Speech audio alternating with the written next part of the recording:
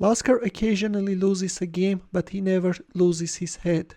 Siegbert Tarrasch. Hello chess lovers, Suren here, and in this video I want to share with you a very interesting and dramatic game played between the second world chess champion Emanuel Lasker and Dutch chess master Rudolf Loman.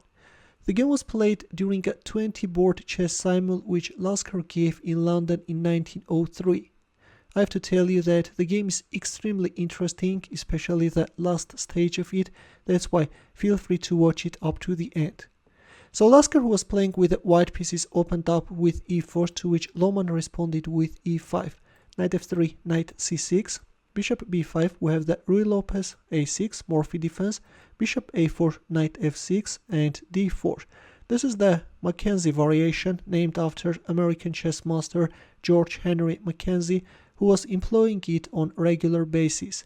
It is considered to be an old-fashioned line and is not promising white any advantage. He takes d4, white castles kingside, bishop e7, rook e1, black castles kingside, e5, knight e8, bishop b3 and knight a5. Black wants to get rid of white's light-squared bishop, which can become a potential weapon when organizing an attack, and queen takes d4. In here, according to modern theory, bishop f4 or c3 are considered to be more popular choices, but in our game we have queen takes d4, knight takes b3, a takes b3, d5, b4, preventing any c5 moves, c6, and b5. A dubious pawn sacrifice by Lasker, and later we will see that in return he's not managing to gain a compensation. C takes b5, knight c3.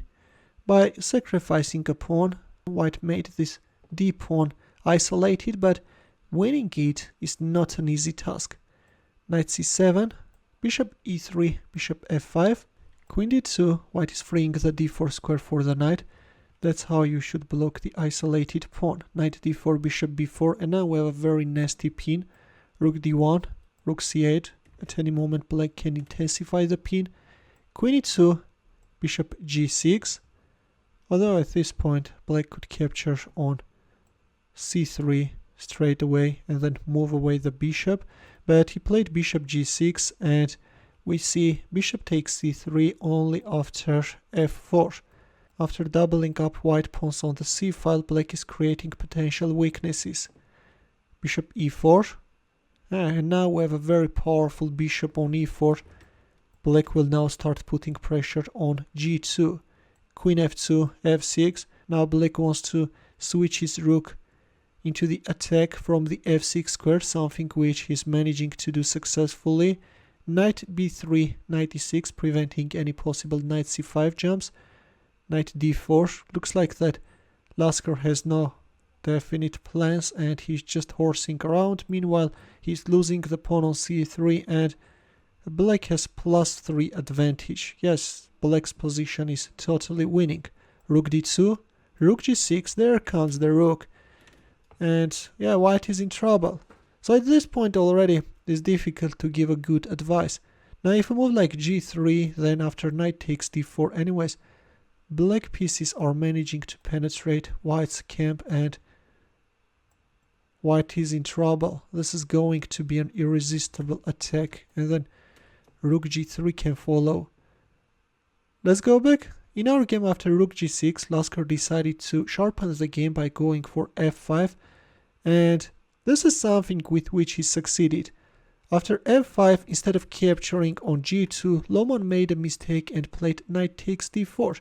The reason that he didn't go for rook takes g2 is that he missed a very important Zwischenzug. In here, instead of going for bishop takes g2, a move which is allowing white to get a winning position,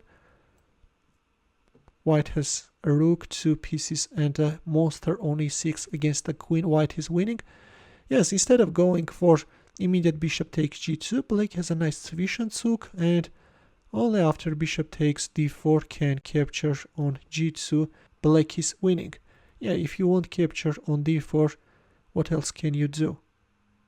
For example, if you move away your queen, then knight f3 check will follow, black is winning. But let's go back. So after f5, Loman made a mistake, captured on d4, which allowed Lasker to equalize the game. F takes g6 and knight takes c2, and now after this mistake it's white who is winning.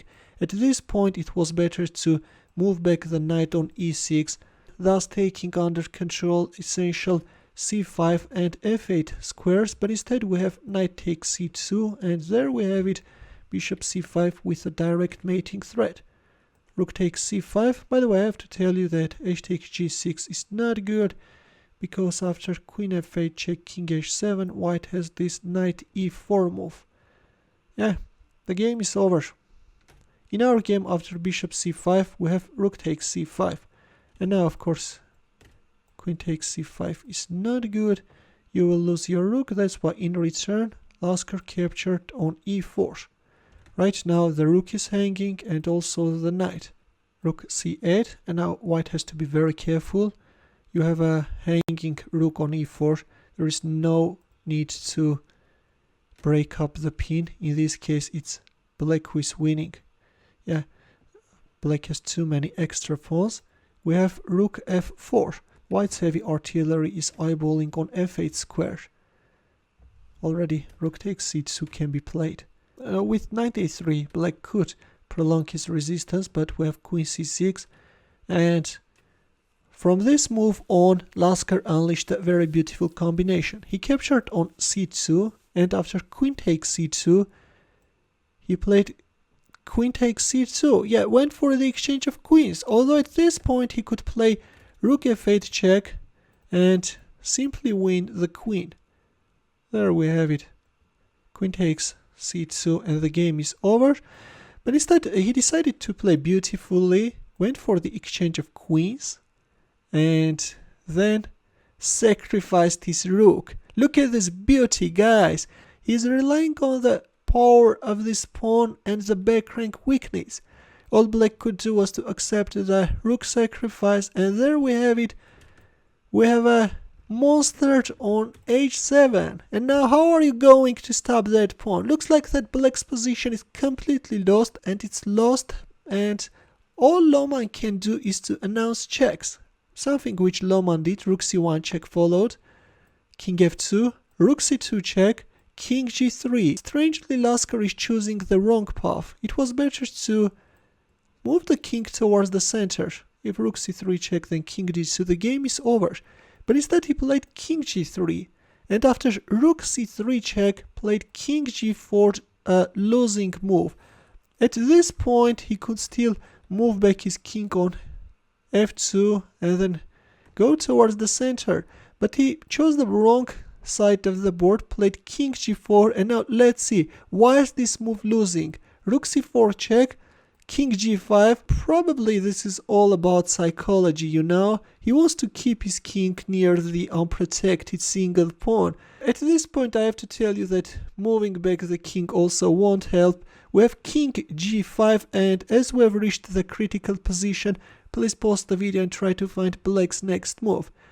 After rook c4 check, the one who is winning is black.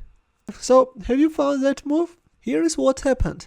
So, on Lasker's next return, Loman was waiting for him not for reaching out his hand and shaking Lasker's, but to sacrifice his rook, which would allow him to write his name with golden letters in chess history. There we have it, guys, rook h4, a sacrifice which would enter the annals of chess as Loman's move. With this incredible rook sacrifice, black is stopping the h-pawn and is forcing white to accept the sacrifice. King takes h4, and then g5, a pawn sacrifice followed. By sacrificing the rook and the pawn, black managed to gain 2 tempos, and by vacating the g7 square manages to stop the h-pawn. The game is over. After king g7, Lasker capitulated.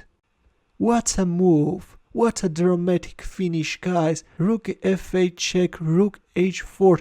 Let's take a quick look how black can win. Actually, that's very easy. Black has too many extra pawns on the queen side. If, for example, h8 queen, then king takes h8. Yeah, if I move like king f4, then b4, There's no way to stop these black monsters. You can't do anything with 2 pawns. Black is winning, yeah. The D pawn together with these 2 monsters will easily bring black victory. That's why after King G7 we have a resignation. Let's take a look at that beautiful finish once again. So in here we have Rook F8 sacrifice, a beautiful idea by Lasker, which all started from this combination, right? Rook takes C2, exchange of queens followed, and then Rook F8 check. G takes H7, and all black could do was to announce checks desperately. Luckily black didn't resign, and there it goes. After Rook C4 check, whatever you play, Rook H4 is coming, and the game is over. The game is over. Loman made history. Yeah, the game ended in here. Well, this is it, dear chess lovers. I hope that you liked this beautiful game. Feel free to share with your friends as well. And in the end, let's also solve a chess puzzle. Please take a look at this position and try to find the mating line for black. This position is also taken from a game played by Lasker, and there is a checkmate in 4. I will wait for your answer in the comment section. Thanks for watching. Here are more suggestions for you. Feel free to check them out as well. I will see you in my next video. Take care.